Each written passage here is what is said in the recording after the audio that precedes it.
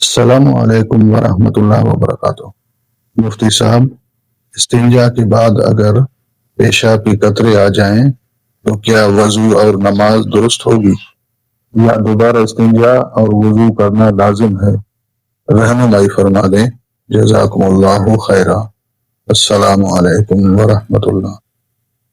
گرامی قدر، عموماً لوگوں کو وسوسہ بہت ہوتا ہے۔ استنجا کرنے کے بعد اب کوئی نماز کی تیاری کرے یا وضو کرے تو اس کو وسوسہ ہوتا ہے کہ مجھے قطرے آ گئے، حالانکہ قطرہ ہوتا نہیں۔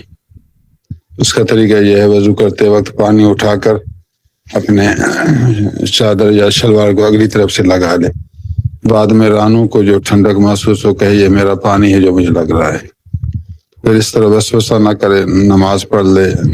نماز قبول کرنے والا اللہ تعالیٰ ہے۔